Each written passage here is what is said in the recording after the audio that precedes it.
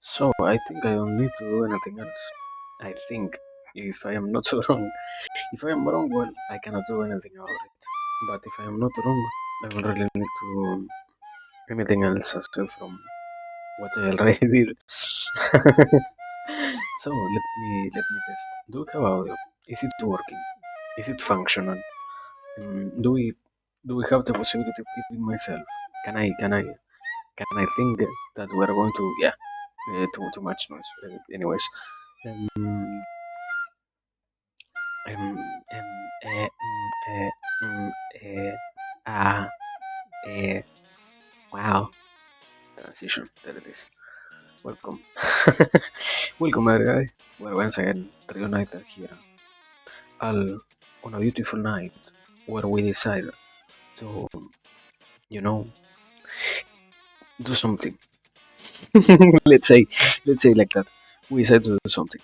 We decide to come here and we decide to watch something probably. But what is it that we're going to watch? I yet do not know. We are going to see. Um, we are going to analyze something probably, and if not, I don't really know what else to say. Because all that is left to do is simply to say, as always, thanks for being here, thanks for your time, thanks for the patience, and well, let me try to get everything ready so that we can watch the video. I I do not promise I am going to be able to do it completely. Oh my god, what the fuck? Completely properly, as I lack some. I don't think it is simply rest.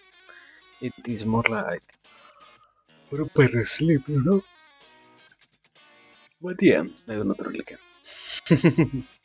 So, anyways, we have to get over here, and I think everything should be in place. For me to do this, I mute this, I activate this sound, the desktop sound, and well, mm, a tiny bit of an introduction, transition to this now for real here. What we're going to do, we're going to watch a video, we're going to learn about.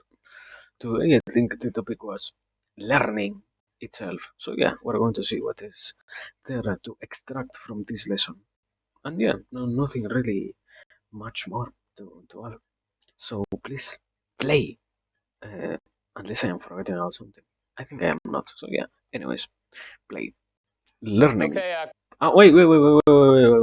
I knew it. I knew it. Playback speed 1.25. There it is. Or normal rhythm. So now, Good yeah, afternoon. sorry for that. Play. So today we're going to talk about Um, learning. So what the fuck? Why is there so many information today? Wow. Learning. How behavior changes within the lifespan of an individual. Everything we know that is not genetically given. How to predict the future on the basis of past experience. To imbue. What the fuck? Imbue. I don't remember how to say this word. Imbue, imbue the world with meaning. Learning about learning through scientific psychology. So yeah, imbue. Is it imbue? Yeah. Thank you. Sorry. Oh no, I am already failing. Thank you, Guru, for for telling me. Also, thank you for following earlier, and thank you for coming. Thank you for your first time chatted message, as well as also obviously Juventus Luna. Welcome everybody. Sorry for forgetting about my. Wait. That is something that I should try to check. I think the bot is dead.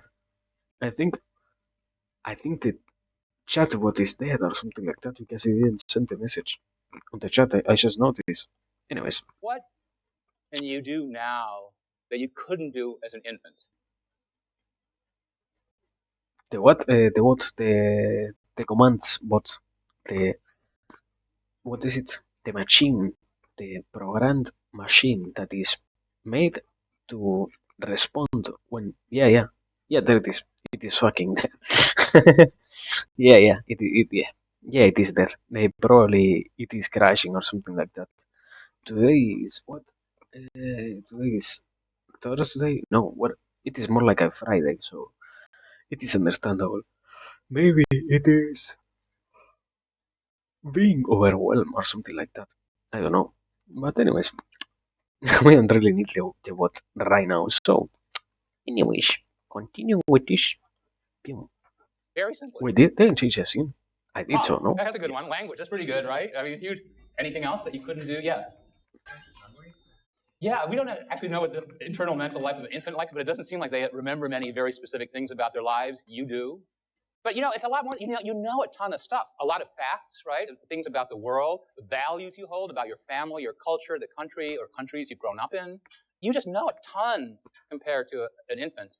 And there's only two ways that you know this. It's either in your genes when you're born, or you learned it through life. And so we're going to talk today about how scientific psychology tries to approach learning. And then a remarkable thing about learning is we often think, well, we're learning lessons or whatever, we're learning material. But the important part of learning, the way we think about it, is that it allows us to predict the future on the basis of the past, right? We want to learn lessons in life to know what's desirable, what's dangerous, what's a smart way to do things. So we're more effective. We choose what we want to do better in the future, to learn from the past and predict the future. It imbues our word with meaning. For an infant, Well, I mean, yeah, in a sense, it is kind of hard to really respond when you start almost with a quote.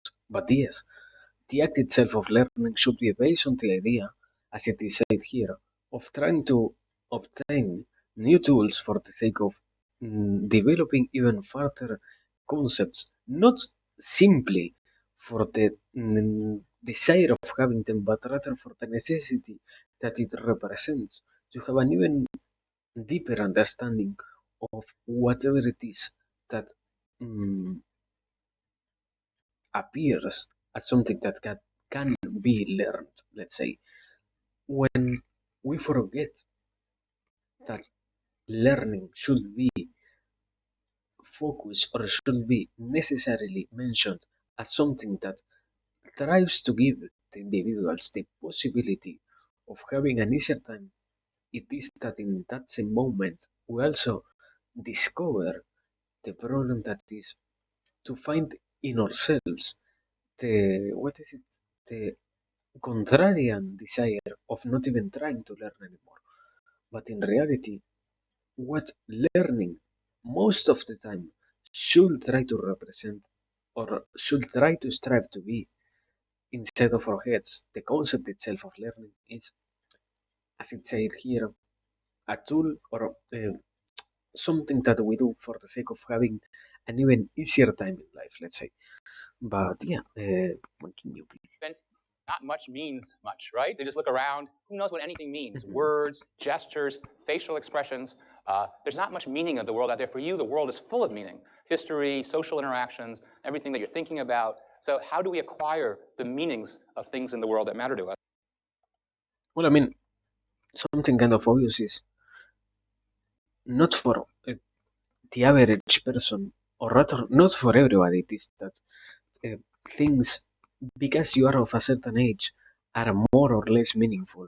Rather, things gain meaning, as it is going to be said here, when you consciously put the interest forth of I want to take knowledge and I want even more to grasp new concepts about the things that surround me or that could probably in some case surround me.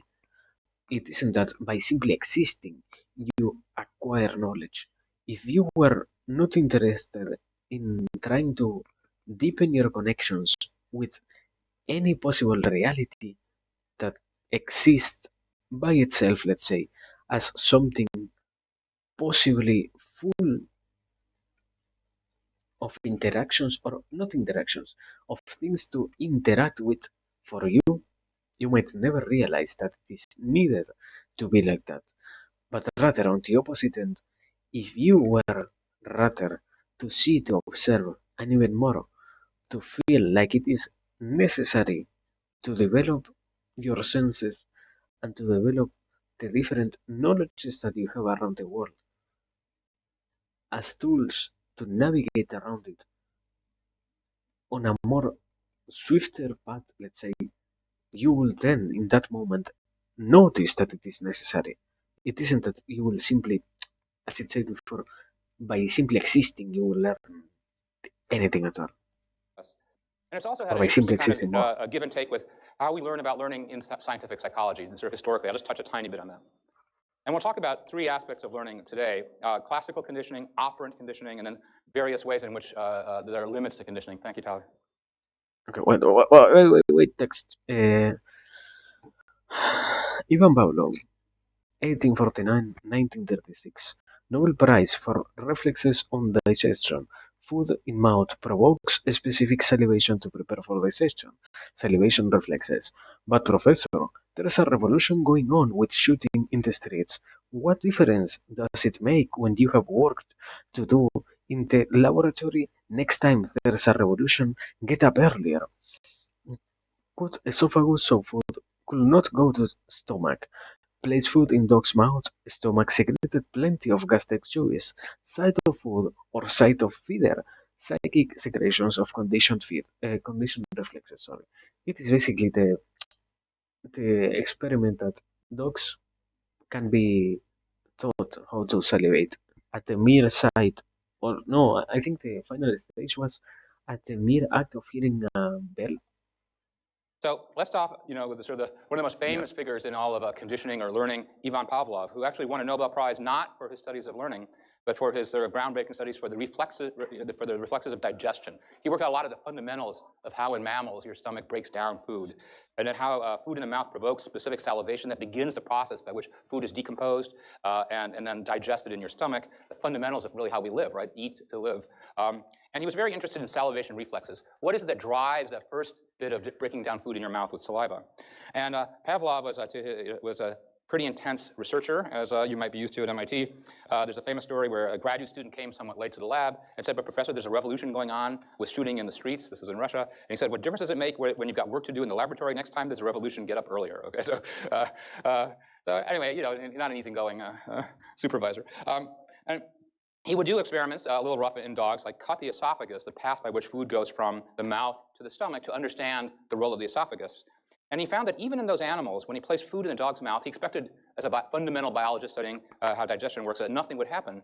But he noticed not only would the dog salivate, even though the food will never make it to the stomach, but furthermore, the stomach juices, the gastric juices that break down food, also were released within the stomach, even though the food would never get there.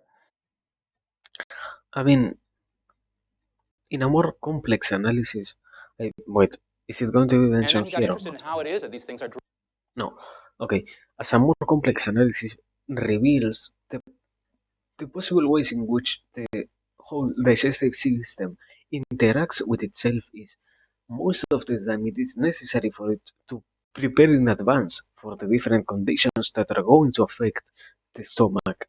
Because if it does not fulfill the requirements and does not therefore act in such a, I don't know if it is correlated or not, manner for the sake of really being more prone to really do that action which it was created for, it will never have the possibility of fully being as complex as it is. It isn't that it had no sense that by simply putting food in the mouth, the whole stomach started to also release digestive acids. It was because you are putting food in your mouth, you are subconsciously knowing that you are going to start to digest it the moment you start to eat it. And one of the few theories that, for example, arises with time is when you also start to not simply worry or not about things that you are going to eat, but also to take lesson on what is said here and to, for example, start chewing more food because you already break it down more properly, the things that you have to process later on in your stomach, you make it easier. And the final stage of this also reveals that in an even deeper level of analysis, when you chew gum as an individual, you give yourself the possibility of falsely preparing the system because you shouldn't be digesting or ingesting by itself chewing gum. Yet you trigger the most basic flags as it is presented here. And by doing that, you also get your whole body more, not in shape, but rather more sharp, as it needs to really be aware if it is going to, if it, if the thing that you put in your mouth is something that you're going to eat or not, basically. But well, continue. Driven if they're not driven simply as a direct response to the arrival of the food? How is it that the mere sight of the food or the sight of the person bringing the food would drive the salivation and what he called psychic secretions? Because he was a biologist, so he expected basically you put the food in the mouth, there's some chemistry between the food and salivation. And here he's finding just seeing food, just seeing the person who would bring the food was driving these fundamental biological functions. So this is a kind of experiment that he would set up where the dog would be there and he'd be measuring the amount of salivation in some way or another. And in these kinds of experiments, and I'll go through this language a couple of times, in conditioning, they've come up with a sort of vocabulary to describe the pieces of things that go into this kind of learning. So there's an unconditioned stimulus, which is food. I mean, you start with that. You want to eat food. And there's an unconditioned response, which is you salivate when you see the food or if it's in your mouth. That's the beginning. Then you're going to add what's initially a meaningless stimulus in this case. And it could be anything, but in this case, we'll say it's a bell. You ring a bell before the food comes. And you're going to get to a conditioned response. The animal will say, well, the bell predicts the food, and I'll salivate to the bell itself. Even though I'll never eat the bell, I learned that it predicts the food is coming. And so you've created a new association. You learned something new about the world, that a bell signals something that drives salivation. So Yeah, basically, what I explained to an even more physical realm. Because your body knows that the food you put in your mouth is going to be digested. Because of that same reason, it starts to prepare to digest it before it really gets into the stomach. The same thing here, because the dog knows that there is a bell sound, they start to salivate as it is needed for the act of chewing to have saliva in your mouth to properly do it. There, or well, if you don't have it, you cannot properly do it. So yeah, kind of logical. that the Wow. two things are sort of occurring next to each other in time, or what Aristotle talked about as the law of contiguity. The animal learns that the bell predicts the food coming. And so here's a basic idea. At first, the tone does not drive salivation, right? There's no reason to salivate when you hear tone by itself. But as the animal discovers that the tone predicts the food, the tone predicts the food, the tone predicts the food, then all of a sudden, the animal starts to learn that simply the tone alone will drive the salivation. Now, this stimulus is conditioned, and you have a conditioned response that wasn't there to start with. It's very simple, right? You learn the two are associated, and now you begin to have a biological response to the tone alone. And typically what happens is here's a learning curve. Here's how often perhaps you salivate. And across trials, you learn more and more of that, and you finally plateau at some level of performance. So a neat thing about Pavlov is, although there weren't a lot of movies at his time, there is a little bit of film of him and his actual dogs. So here's... Please, please, please, please do not be copyrighted. Please, this is a short lesson. Please do not tell me that this is going to be another one of those completely copyrighted lessons.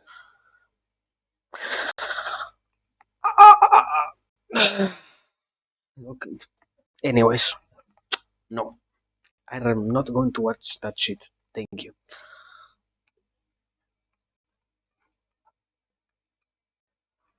So we said conditioning is going to do two magical things, right? It's going to let us predict the future on the basis of the past. In this very simple experiment, now the bell predicts the food coming up and the salivation, and it imbues the world with meaning. In a sense, the bell now means here's dinner, right? The bell is not just a bell, it's something with meaning and significance. What? What? What? What the fuck? What? What? What the fuck is this? Clips of a student being conditioned with water and balloons. What? Here's another example of classical conditioning. And it's got some sophisticated properties. You could go, well, balloons popping, water in your face, food for dinner, that's pretty basic stuff. But here's some sophisticated properties of these as learning mechanisms. So one was already talked about, extinction. That if the bell continues to ring and no food arrives, the learning... So wait. Welcome, welcome. Hello. Once again, welcome, welcome. Hello. Weakened, and disappears. Yeah, So you can we're learn learning something, today. and you can unlearn something, because it's no longer an effective predictor of the future.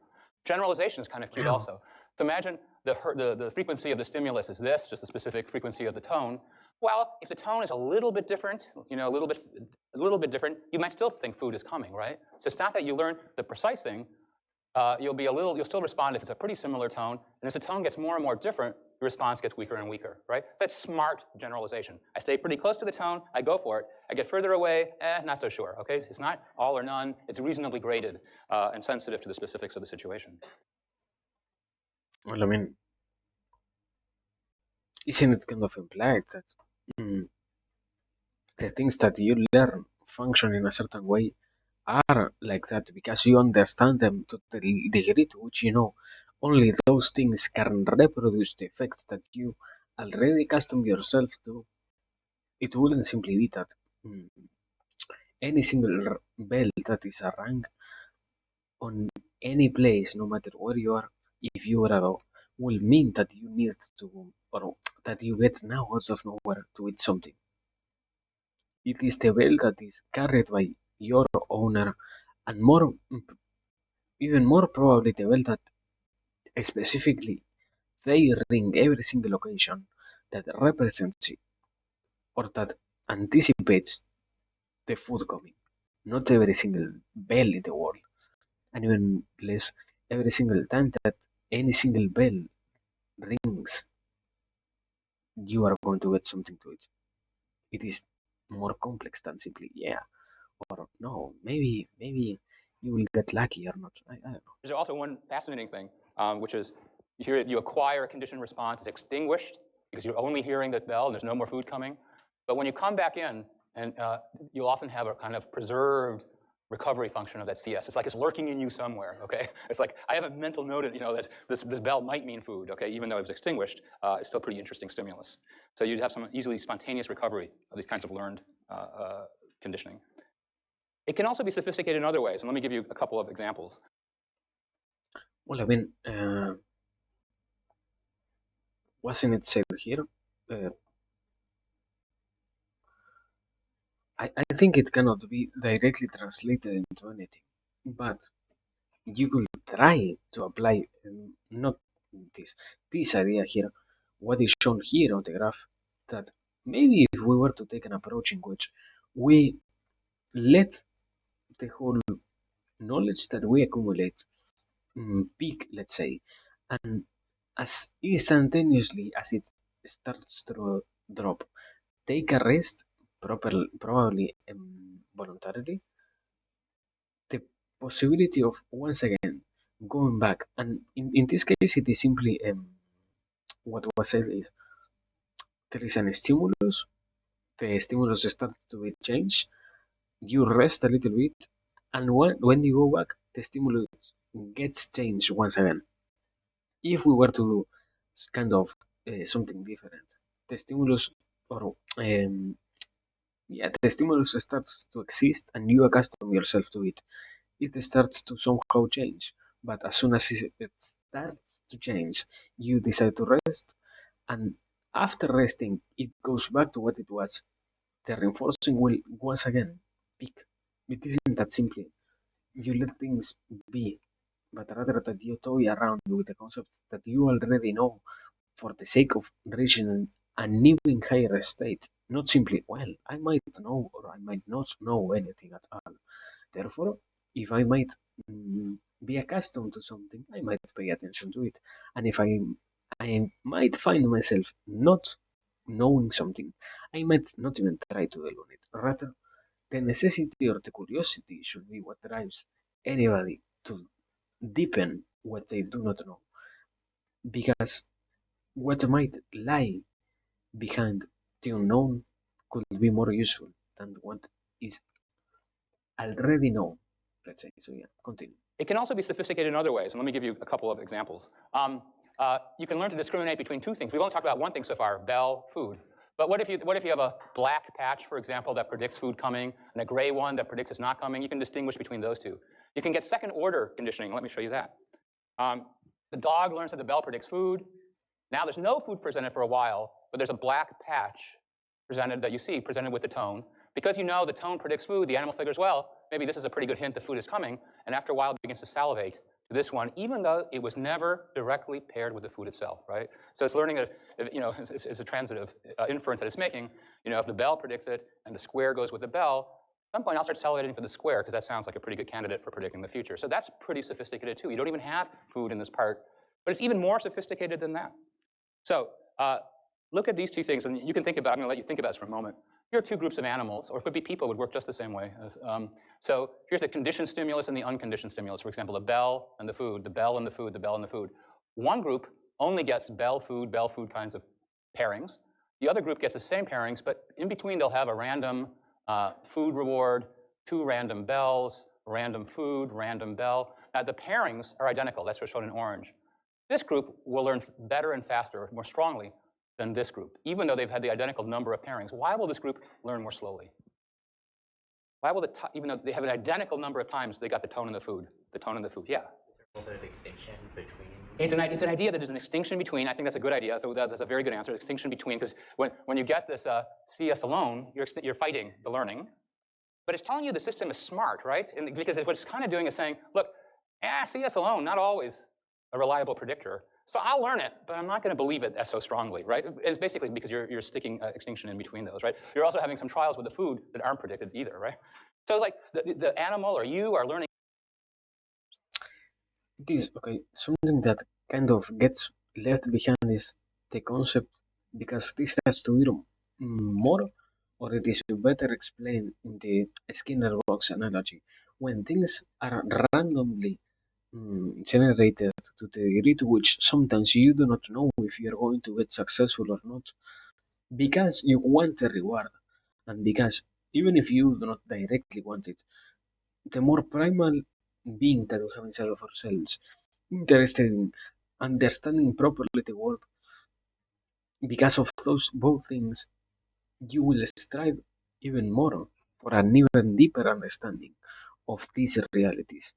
If it is something that always happens, you do not need to think more about what you already know, because you already perceived, and even more, you already integrated inside of you that whenever this one particular thing happens, the next consequence, or I don't know how to call it, consequence or event will happen, will continue, will precede this.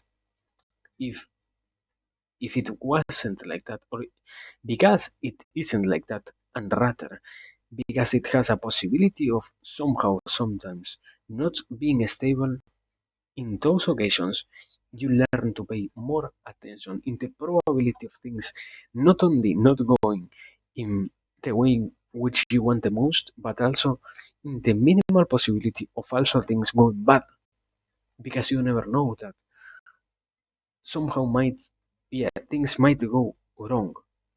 So yeah, What's a really basically excellent that. signal. And if there's other stuff in there that gives the signal not the same predictive power for the future, you learn more slowly and less certainly that relationship. Okay, so that's pretty smart too. Here's another way in which it's smart. And I'll tell you the phenomenon, and you think about it for why you think learning might work this way in animals and people. So pretend there's a tone that predicts food, just like we've been talking about all the way through. Food stops, and now you get a tone and a light, a tone and a light, a tone and a light. The tone predicts food. You're getting this part again without food being presented. And now you get the light alone, okay? Or everything's the same, but there isn't the initial learning with the tone, okay? And then in the end, you're tested for the light. And what happens is there's less conditioning to the light here than here, even though you've seen a light an exact even number of times. Why is the conditioning to the light weaker here? Why is it weaker here than here? This is an information problem for the brain to solve about the truth of the world, okay? Well, our interpretation is this. Tone, food, you go, good, I got it, easy, right? Now you get tone and light together for a while, and you go, okay, I know the tone is really important. The light, I don't know. The tone was perfectly good. The light seems redundant, informationally redundant, okay? So now when it's the light alone, you don't have so much conditioning because you didn't care about the light so much. The food had all the information you needed. The light was informationally redundant, right? It was superfluous. Here, you only got trained with the tone and the light, so you never made a bet on what's the critical thing. They both predicted evenly. So when the light comes by itself, that was always something that seemed like a pretty good signal, equally good to the tone. So that's very sophisticated, that the animal learning it or the human learning it is deciding what's the information that's diagnostic and what's the information that's redundant, and it's conditioning across that, right? So it's not just very simple reflexes, it's sophisticated learning. And here's, okay, so now I'm gonna switch gears. So we're gonna have a demonstration that involves the opposite of fearful things like spraying water and popping balloons. But I can't tell you too much about this, but I can tell you it'll be pretty pleasant, okay? But I need somebody who's willing to step out of the room for a moment to do this. Okay, thanks. Yeah, you can safely take off your jacket now, right? Okay, right. And what's your name? I'm Sam. Wasn't it I what listen if was it's removed, possible. my Okay. man? My man, So you what? guys are going to help me perform instrumental conditioning, and then we'll discuss what that is. Our job is to have Sam come over here and pick this up, okay?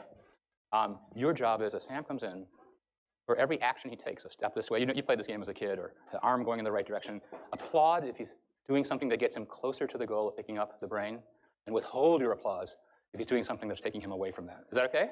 All right, okay. So we're going to Oh no, privacy. What a beautiful thing. Thank you for sharing so much. Let us continue. Wow, copyright. What a beautiful discuss thing it is. what instrumental conditioning is, and then we're going to slightly think philosophically about whether this is how you learn to do everything. You get to choose who the applause comes from: your parents, your family, your friends, medical schools and law schools and graduate schools. You get to choose who the applause come from, but how much of our lives is responding to the applause that we care about. So let's start more simply.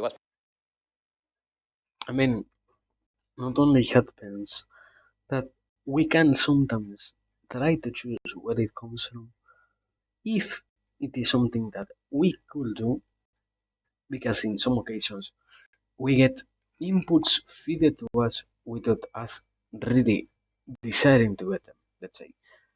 But leaving that aside, when you have that possibility, you also have the capacity of making it an even bigger deal than what it might normally be or what it might normally represent. Eh? The last lesson, the lesson or the lecture number 8. Do you mean? Give me a second. I think I can.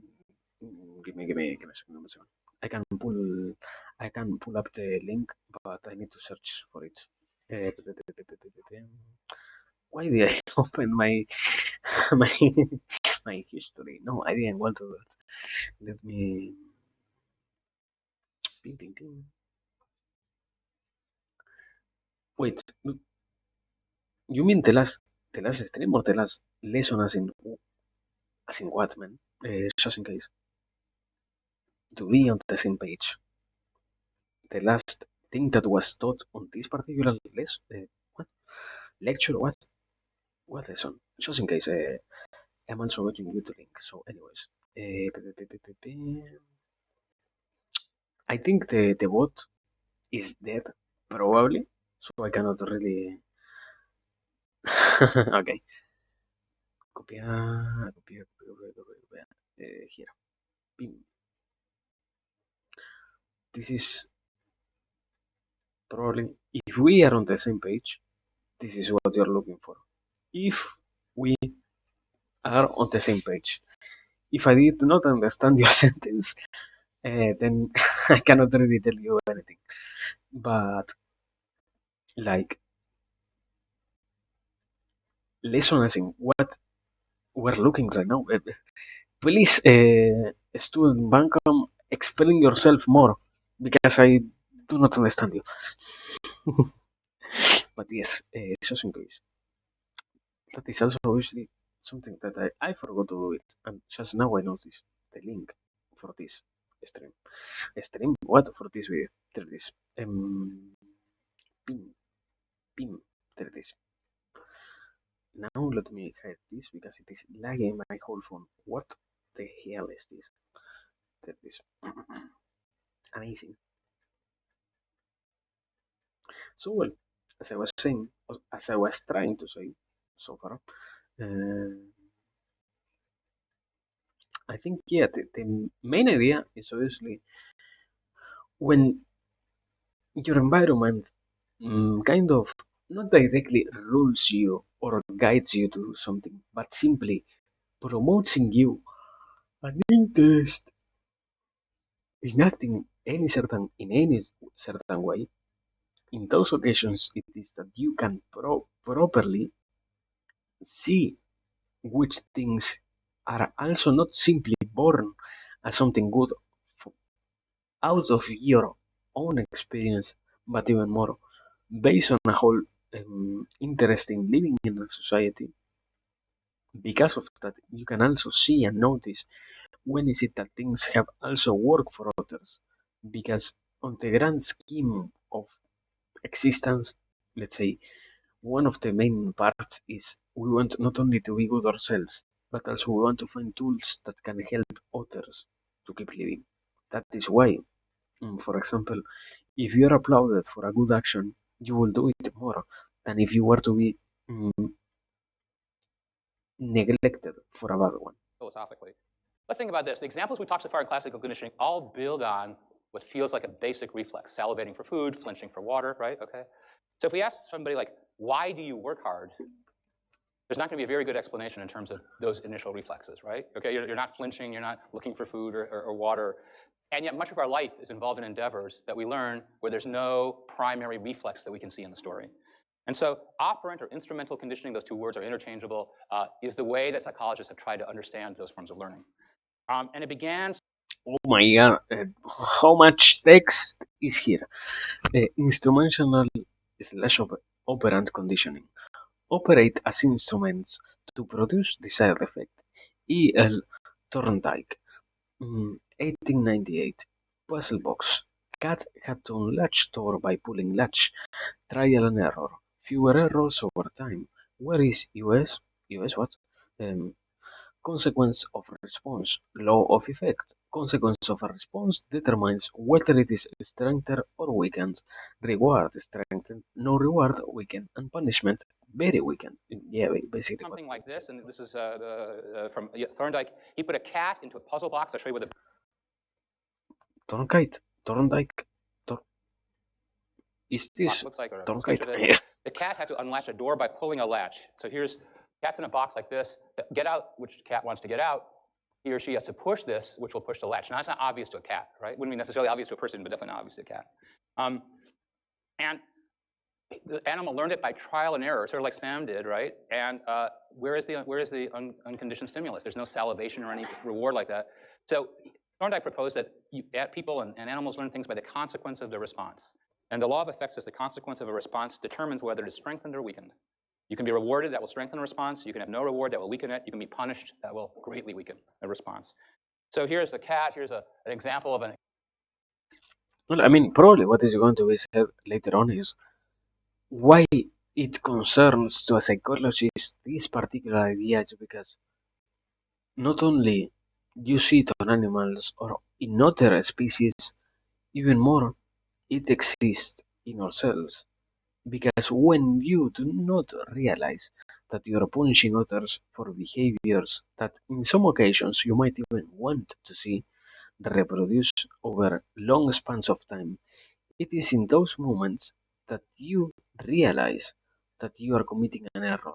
But if never even nobody even tried to tell you that it works like that, let's say, you are going to be punishing this conditions and even more the actions that you will want to see more instead of providing good feedback for the ones that you want to see mm, more. Yeah, obviously, and punishing the ones that you want obviously to see less. So I'll continue.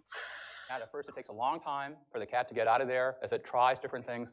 But with over repeated trials, the cat can get out really, really fast. And how Thorndike, by observation and thinking, thought about it was at the beginning, the animal wants to get out. It has no idea how it gets out, so it does everything it can.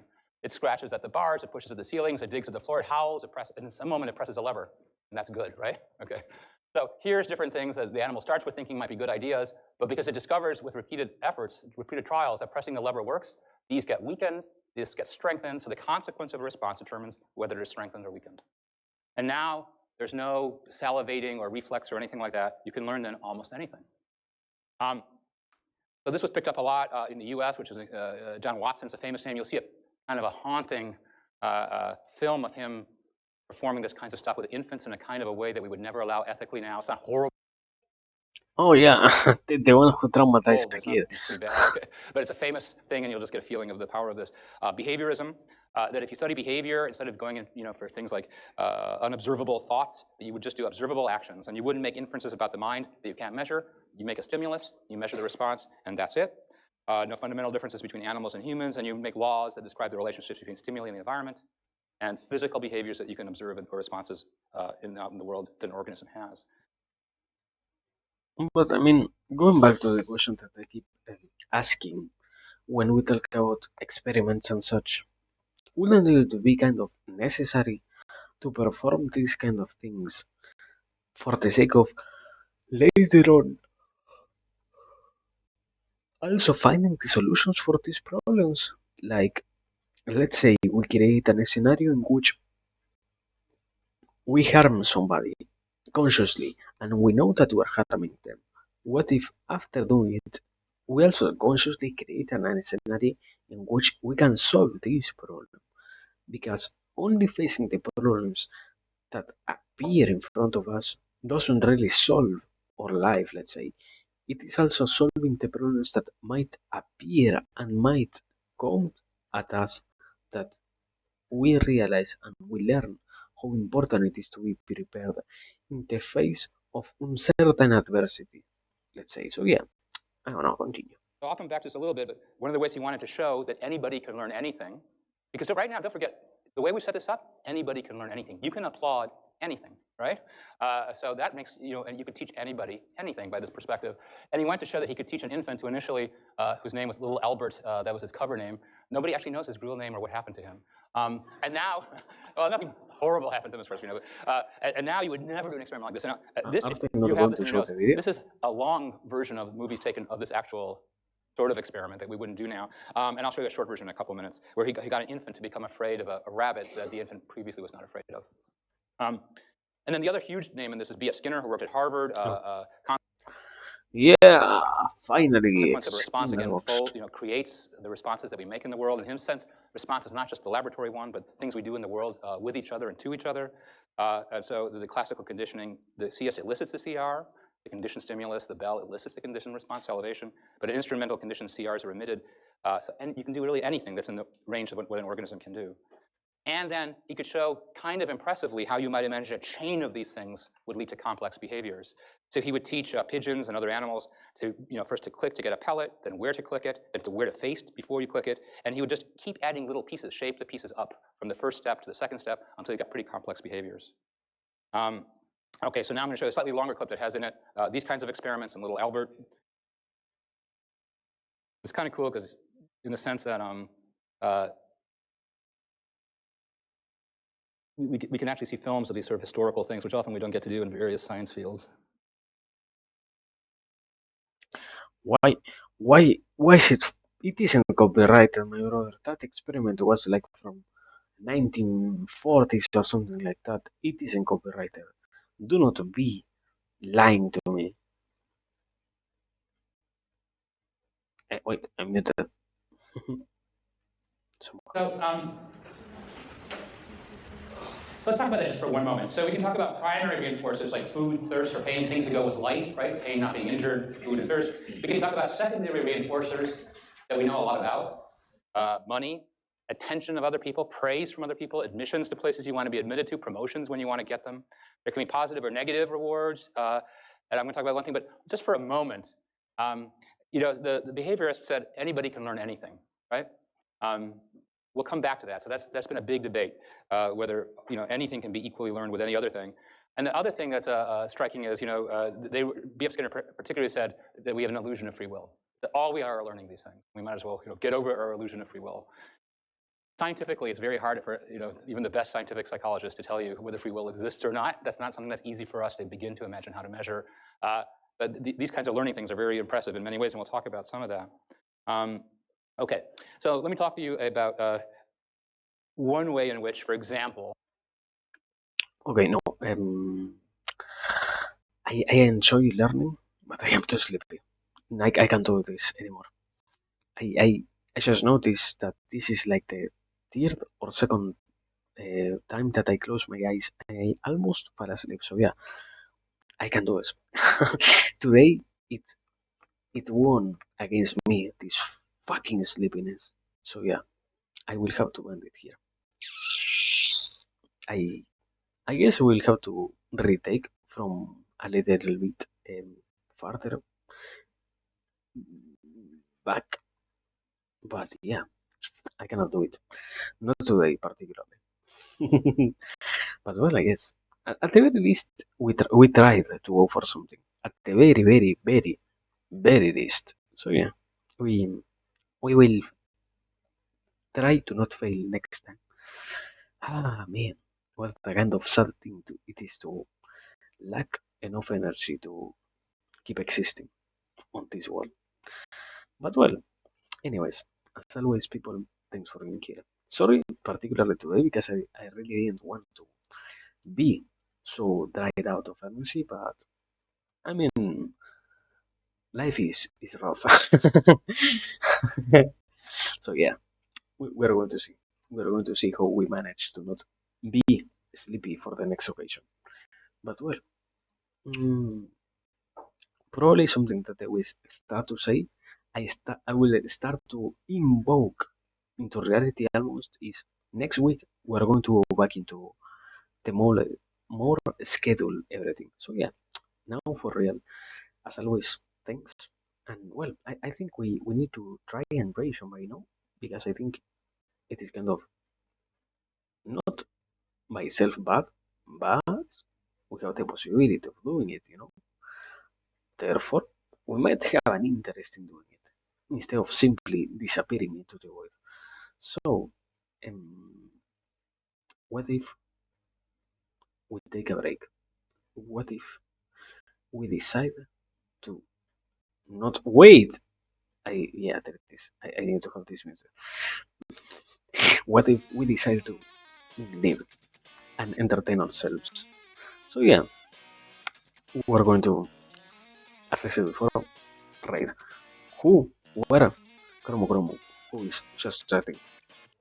So yeah, um, it has appeared. There you have it. Broncum, thank you. Thank you. Thank you for the pop reading. Hmm. We're going to leave, as always. Thanks for all. Wait, what? It was cancelled. What? Why? Why was it cancelled? No, no. I can't close that. This is amazing. Uh, yeah, yeah. I was trying to check that myself. That is why I necessarily canceled that right. So yeah, let me make it up here on the phone chat that I have. Why do I have to accept my own rules, Twitch? What the fuck? Anyways, let me see.